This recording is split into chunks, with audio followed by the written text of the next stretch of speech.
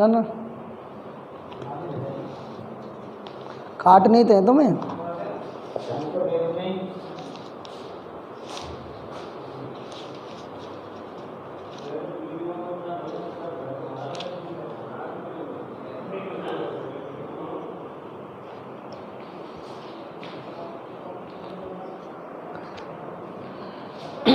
नमस्कार दोस्तों, हिंदी क्लास में आपका मैं मनोज खंडेलवाल हार्दिक अभिनंदन करता हूं, स्वागत करता हूं आप सभी का। आशा है कि आप अच्छे होंगे, भली भांति हमारी वीडियो कंटिन्यू देख रहे होंगे। हमने आपके लिए वीडियो में जो कल की वीडियो में हमने आपको रहीमदास के बारे में बताने की कोशिश की थी, उसमें हमने 4 दोहों का अर्थ आपको बता चुके थे। 5वां दोहा था और 5वां दोहा ये था कि जो रहीम उत्तम प्रकृति का कर सकत कुसंग और चंदन विष व्यापत नहीं लपटे रहत भुजंग। अर्थात बात ये थी कि जो उत्तम प्रकृति के होते हैं, जिनका व्यवहार उत्तम होता है, अच्छी हो या बुरी संगति हो, उन पर कोई फर्क नहीं पड़ता। जैसे चंदन के वृक्ष पर, उदाहरण अलंकार के माध्यम से समझाया है कि जैसे चंदन के वृक्ष पर विषैले सर्प लटके रहते हैं, लेकिन चंदन का वृक्ष कभी अपनी शीतलता नहीं त्यागती। तो रहीमदास जी कहते हैं कि जो उत्तम प्रकृति के लोग होते हैं वो कभी अपनी शीतलता नहीं त्यागते। अब देखिए 6वां दोहा देखिए, लिए चलते हम आज की क्लास में कि रूठे सुजन मनाए,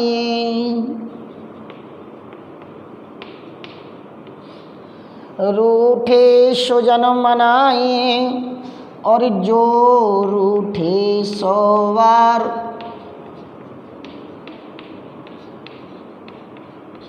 रूठे सोवार और रही मन फिर पोए,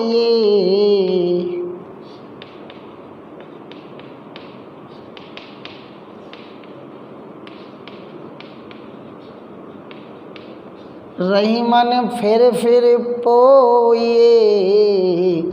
टूटे मुक्ता हार।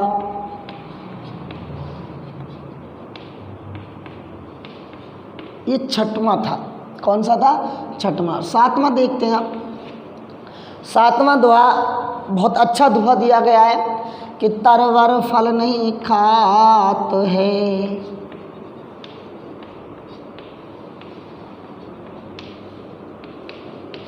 सरवर पियई न पान,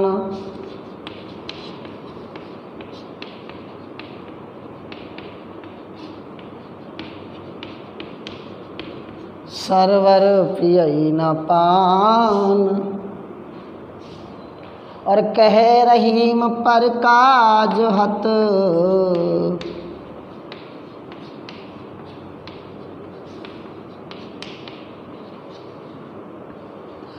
कही रहीम पर काज हित संपत सचहि सुजान।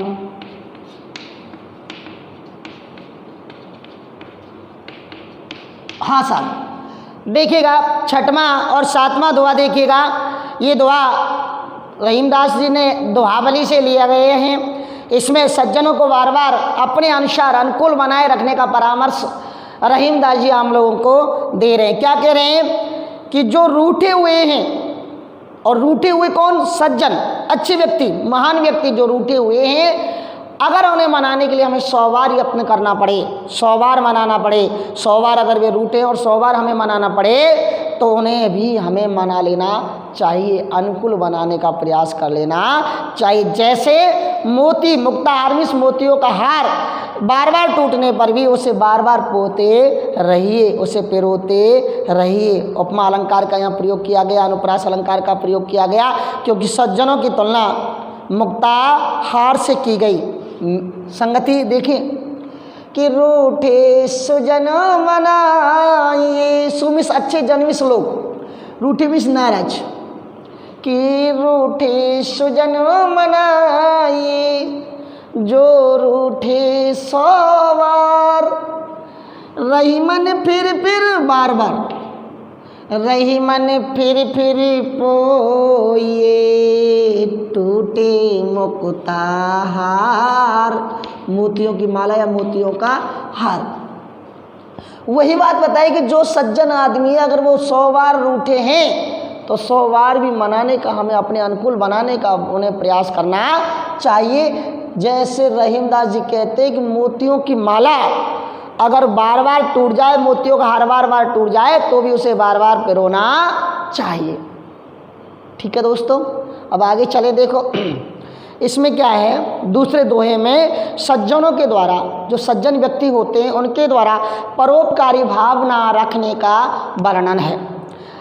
मित्रों, कल का जो हमने आपको वीडियो बनाया था उसमें कुछ हमारे जो प्रिय थे उन्होंने कहा कि सर आप थोड़ा सा मुस्कुराहट अपने चेहरे पर लाया करें, तो वो अनायास ही आ जाती है कि तरवर फल नहीं खाते है।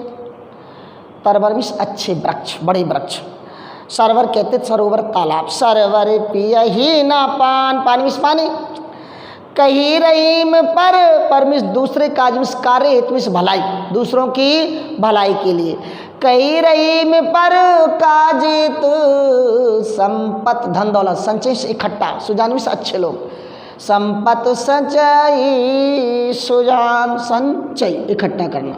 देखें क्या कह रहा है रहीमदास जी। कहते हैं जिस प्रकार जो वृक्ष होते हैं, अच्छे जो वृक्ष होते हैं वो अपने फल खुद नहीं खाते, तालाब जो होते हैं वो अपना पानी स्वयं नहीं पीते, उसी प्रकार सज्जन लोग जो होते हैं परमार्थ के लिए, परहित के लिए, दूसरों के हित के लिए अपनी धन दौलत को इकट्ठा किया करते हैं। अर्थात धन आदि का संग्रह करना और उसे अपने लिए खर्च ना करना, परमार्थ में खर्च करना चाहिए, दूसरों की भलाई के लिए खर्च करना चाहिए। इस तरह की सीख बताई गई है। और ये बताया गया है कि सज्जन जो होते हैं परोपकारी प्रवृत्ति के होते हैं।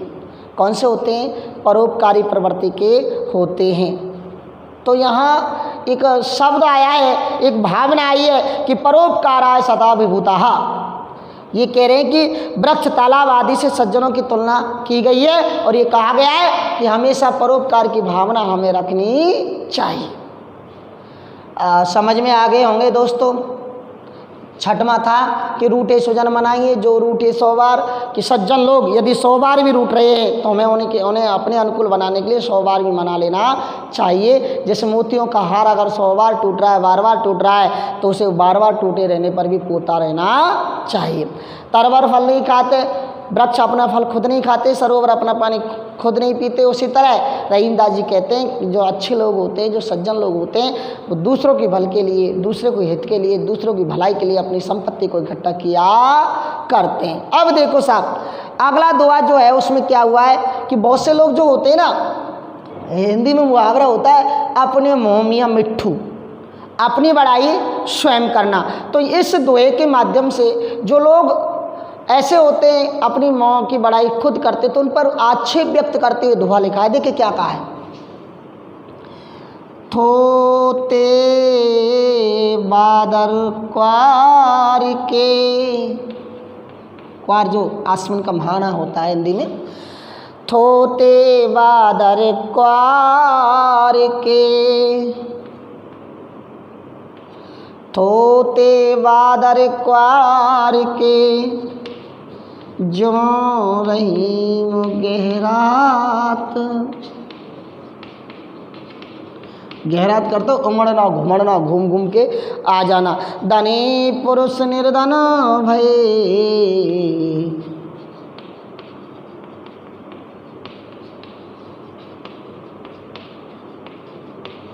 धनी पुरुष निर्धन भय, करे पाछली बात।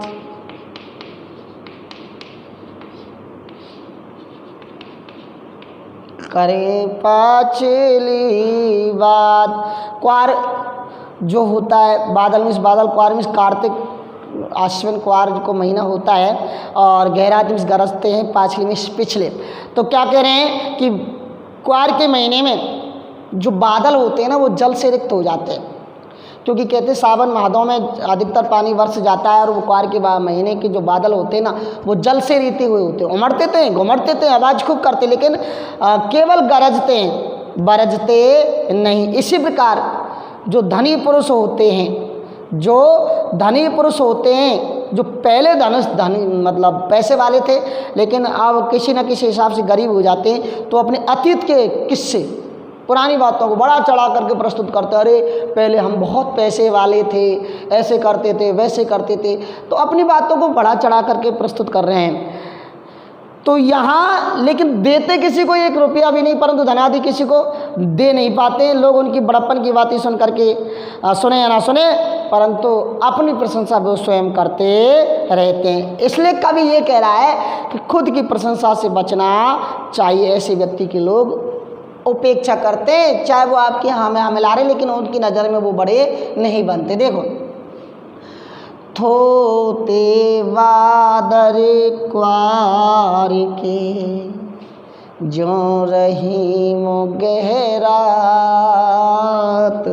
धनी पुरुष निर्धन भय करे पाछली बात, रही मन करे पाछली बात। क्वार के महीने के जो बादल हैं वो गहराते, आवाज़ करते, लेकिन रिक्त होते, बरसते नहीं है। उसी प्रकार धनी लोग जो निर्धन हो गए हैं, वो अपनी पिछली बातों को बड़ा चढ़ा करके प्रस्तुत करते हैं। कैसे करते हैं? बड़ा चढ़ा करके प्रस्तुत करते हैं। अब देखो साहब, एक बहुत अच्छा दुआ ऐसा बताया है कि घर का भेदी लंका ढाई। कहते ना, हमें अपने घर की बात किसी सामने वाले को नहीं कहनी चाहिए, क्योंकि अगर हमने अपना भेद किसी को दे दिया तो हमारी सारी बातों को अपने ऊपर ले लेता है और हमारी सारी कमजोरियों को उसे पता लगता है। इसीलिए कहते हैं अपनी कमजोरी किसी को बताना नहीं चाहिए, चाहे वो कोई कितना भी हमारा प्यारा प्रिय क्यों ना हो। अगला दुआ देखें,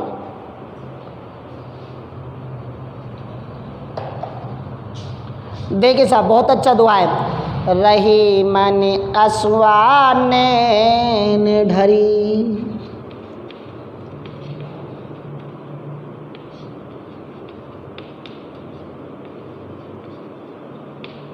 रही मन असुआ नैन ढरी, नैन ढरी जिए दुख प्रगट करे,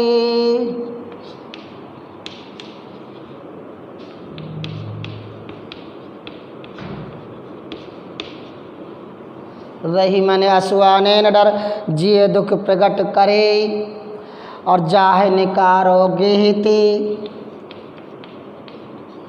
गेह मिस घर,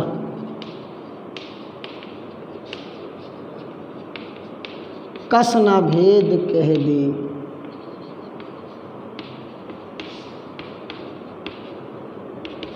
देखें साहब, अर्थ देखें। असोमिस आंसू, जियमिस जिया हृदय, जियमिस हृदय, दुख मिस दुख, प्रकट करना मिस कहना, और जाए उसको निकाल दो, गेमिस घरते, गेमिस घरते, कसमिस क्यों, भेद में से भेद कह दे कहना। तो यहाँ बताया है कि आंसू नेत्रों से बहकर, आँख से टपका जो आंसू होता है, आँख से आंसू जो निकल गया, वो हृदय के दुखों को प्रकट कर देते हैं। अर्थात सामने वाला आंसू को देख करके ये महसूस करने लग जाता है कि इसके कोई ना कोई दर्द है। उसी प्रकार जिसे प्रताड़ित करके, बेइज्जती करके हमने अगर घर से निकाल दिया, तो जहाँ भी जाएगा वो हमारे घर के सारे भेद लोगों को अवश्य बता देता है, क्योंकि ये कहा गया है कि घर का भेदी लंका ढाई। वही दृष्टांत अलंकार का इसमें प्रयोग किया गया, लोकोक्ति का प्रयोग भी किया गया, घर का भेदी लंका ढाई। कहते हैं ना, लाख कोशिश करने पर भी जब आंसू निकल जाते हैं तो मन की पीड़ा को प्रकट कर देते। कवि ने यहाँ बताया कि हृदयगत बात करने की जो भाव की व्यंजना है वो यहाँ प्रकट हो गई है। इसलिए कभी भी हमें अपने मन की बात किसी सामने वाले को बतानी नहीं चाहिए। देखें कि रही मन असुआने न ढरी, रहीमदास जी कहते हैं आँखों से निकलने वाले आंसू, ढर मिस निकलने वाले जिए दुख प्रकट करे, हृदय के दुख को प्रकट कर ही देते हैं। जाय निकारोगे ते कसना भेद कही दे। और जिस प्रकार किसी को प्रताड़ित करने पर यदि हमने उसे घर से निकाल दिया तो वो घर का भेद सारे लोगों को अवश्य ही बता देता है। और ये बहुत बड़ी कंडीशन होती है, क्योंकि घर का भेद ही लंका ढाए। जहाँ भी मारते हैं दोस्तों मित्रों, जहाँ भी नुकसान पहुँचाया अपनों ने ही पहुँचाया है। न कहते हैं ना, दुश्मनों से तो व्यक्ति लड़ सकता है, लेकिन अपनों से व्यक्ति कैसे लड़ सकता है। तभी तो कहते हैं ना, ऐसे मित्र से तो दुश्मन बहुत अच्छे होते हैं। क्योंकि दुश्मनों से तो आदमी लड़ सकता है, पर कभी अपनों से नहीं लड़ सकता। तो रहीमदास जी ने यही बात समझाने की कोशिश की है कि कभी भी हमें अपने मन की बात सामने वाले को नहीं बताना चाहिए, किसी को भी प्रताड़ित करके हमें घर से नहीं निकालना चाहिए, क्योंकि हमें मन की बात सामने वाला हमारी मन की बात को पता लगा लेगा और हमारे सारे भेदों को वो खोल लेगा। अगला देखें सब, वही सेम टू सेम ऐसी बातें इस दोहे में भी लिख देता हूँ कि रही मान निज मन की बिथा,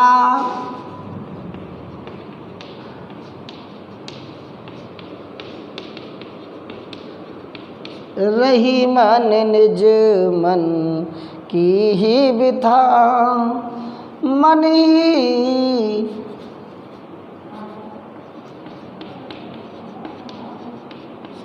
मन ही राखो गोय, मन ही राखो गोय, रही मन निज मन की बिथा, मन ही राखो गोय, सुनी अठिले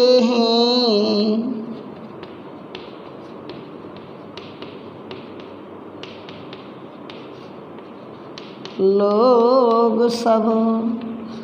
अठले में हंसी करना, मजाक उड़ाना। सुने अठले हैं लोग सब, बाँट न ले हैं कोई। ये संसार की रीति है साहब कि हंसी का पात्र बना देते हैं। इसलिए हमें अपनी मन की बात, मैं पहले बता चुका हूँ, हमें अपनी मन की बात, हमें मन के दुख को किसी को भी सामने प्रकट करना नहीं चाहिए। क्योंकि ये जो लोग हैं ना, कहते ना, हंस के पूछते, रोक के पूछते और हंस के उड़ाते सब।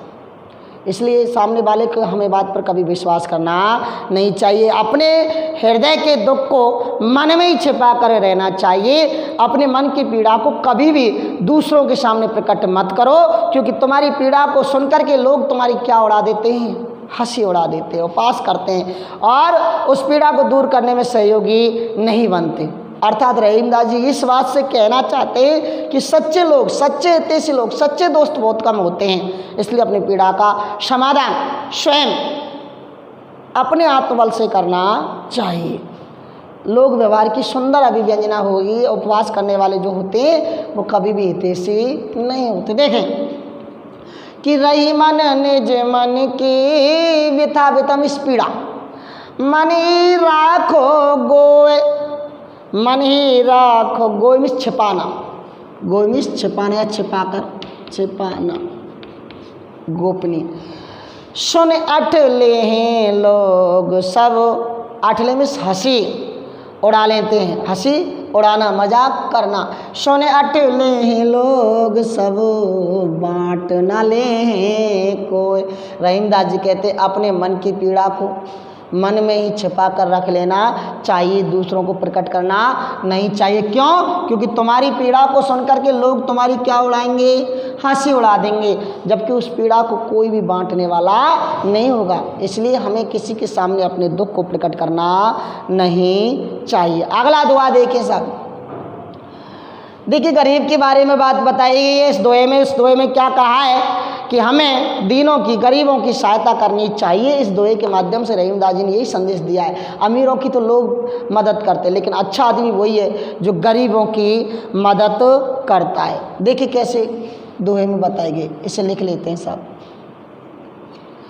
कि दीन सवन को लखत है,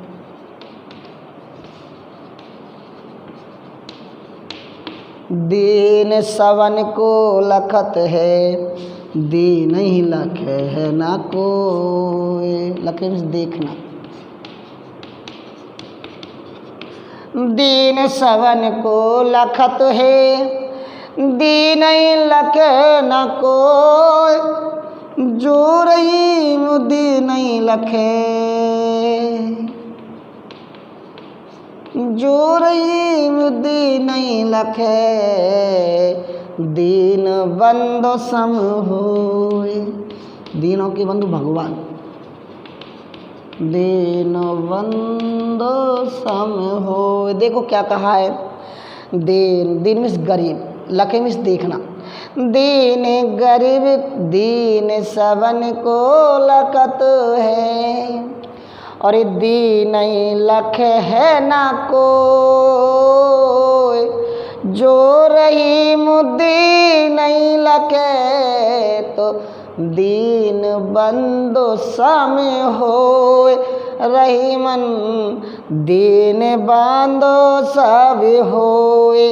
देखो क्या कह रहे कि गरीब जो होते हैं, दीन जो होते हैं, कुछ पाने की लालसा के लिए सबकी तरफ देखते हैं दोस्तों, लेकिन कोई उनकी तरफ ध्यान नहीं देता, कोई उनकी सहायता नहीं करता, कोई उनकी तरफ देखता भी नहीं है। रहीमदास जी कहते हैं कि जो लोग, जो व्यक्ति, जो बंदा गरीबों की सहायता करता है, दीन दुखियों की सहायता करता है, वो साक्षात दीन बंधु के समान अर्थात ईश्वर के समान होता है, ईश्वर के समान होता है। दीन, दीन दो बार आया, तो यहाँ यमक अलंकार 3 बार भी आ गए, यमक अलंकार की बात आ गई है, ठीक है।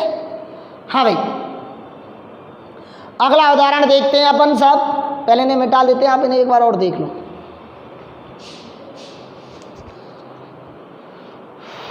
चलो यही लिख लेते हैं एक उदाहरण, लास्ट उदाहरण है वो देखते हैं अपन, कि दोनों रहीमन एक से,